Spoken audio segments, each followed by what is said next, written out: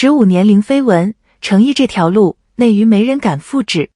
我跟你讲，假设今天我们要讨论的主角不是诚意，而是随便换成内娱任何一个当红小生，狗仔跟拍2个月，结果是空军，零产出，零情感新闻，连一张拉手照都没有，你信不信？我反正不太信。但这事儿在诚意身上，它就是真的发生了，而且不是1次2次，是15年。各位，今天这期视频我们要聊的不是八卦，正相反，我们要从一个非常严肃的行业角度去拆解一个在内娱小生序列里几乎是独一份的现象。15年零绯闻，而且不只是零绯闻，琉璃播出那会儿 CP 红利天大送上门，他接不接？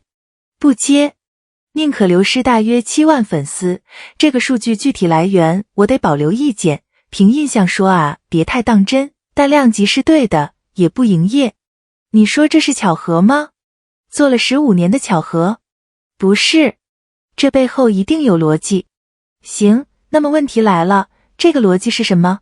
下面我先把反方的声音整理一下，不是我的观点，你听完整再判断。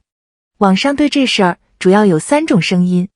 第一种，有人说是不是公司管得严，危机公关做得好，把所有可能冒头的料都按下去了。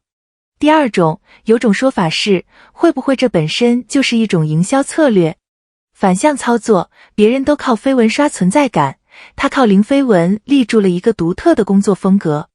第三种，相对刺耳一点，媒体那边偶尔出现的角度是，拒绝 CP 营业是不是情商问题，是不是不会做人？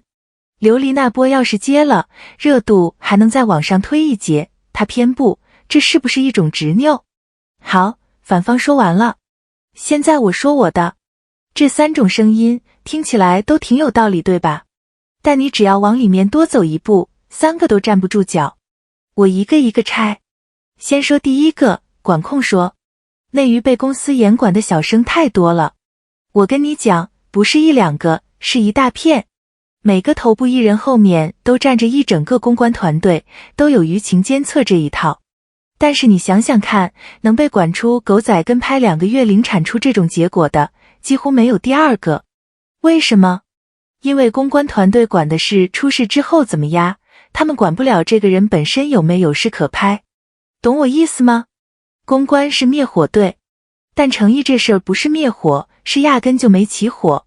你再厉害的灭火队也没法保证一个人2个月生活轨迹完全没料，除非这个人的生活轨迹本身就是片场、健身房加3点一线，没有第4个点。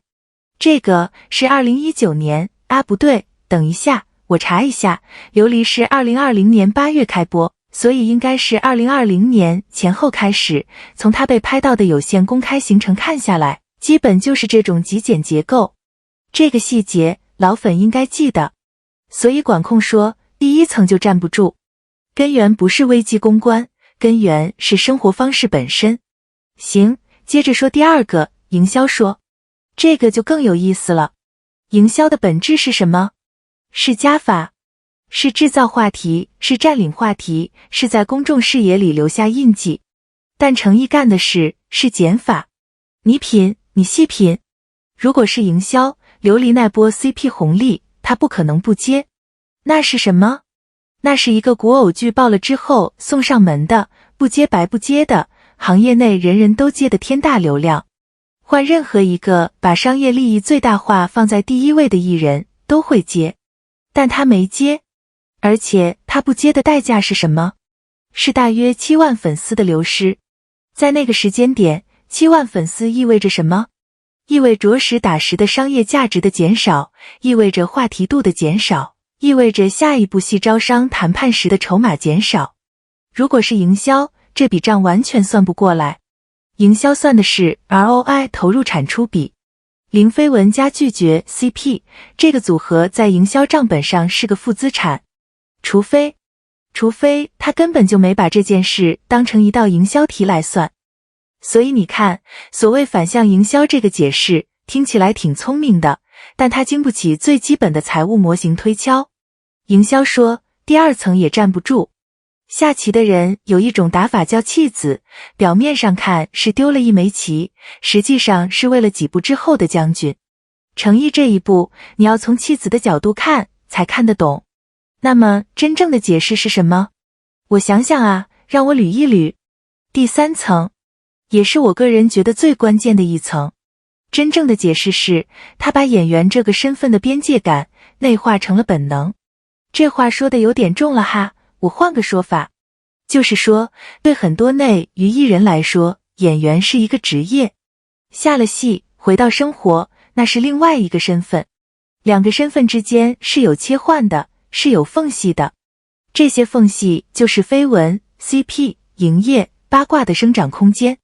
但对程毅来说，他在多个公开场合都传达过类似的意思，角色归角色，私人归私人，这个边界他守得很清楚。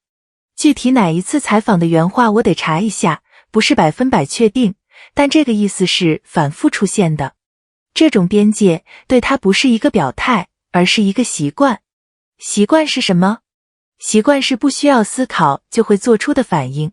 所以当狗仔架起长焦镜头跟拍2个月，他不需要做什么来反制，他只是按平时的方式生活，结果就是空军。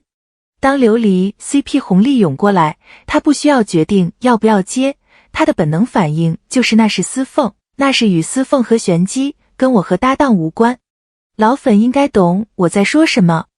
从琉璃的雨丝凤，到沉香如屑的唐周，到莲花楼的李莲花，你会发现一个共同点，他给观众交付的永远是角色，不是他自己。你能记住丝凤眼里的那种破碎，能记住李莲花把刀放下时那种轻飘飘的释然，能记住唐周回头那一眼。但你想不起来程毅本人最近一次上热搜是因为什么个人话题，想不起来，对吧？这就是答案。话说回来，为什么这条路在内娱几乎走不通？我跟你讲，这个不是夸张。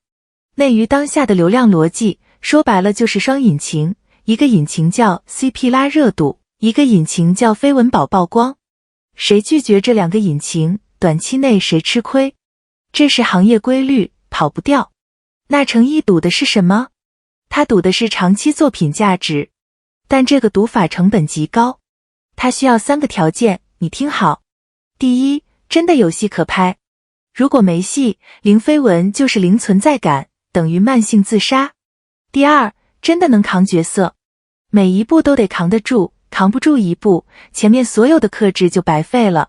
第三，真的有耐心，要熬过那些没人讨论你，没人热搜你的日子。3个条件，缺一个都走不通。行，差不多到尾声了。回到最开始那个假设，如果换一个人跟拍2个月，会不会空军？我现在的答案是不会。不是因为别人都不职业，而是因为这条路本身就反主流流量逻辑，反短期商业利益，反内娱生态的默认设置。它不是任何人想走就能走的，它需要一个非常具体的人，在非常具体的15年里，做了一系列非常具体的选择。但是这事儿还有另一面，我留到下期我们专门聊一聊2009到2019那10年。那10年他做了什么，没做什么。我个人觉得那10年才是真正解释为什么他不需要绯闻的钥匙。这部分我准备的还不够细，所以这期先不展开了，免得说错。最后一句话送给老粉，懂他的人会懂，时间会证明。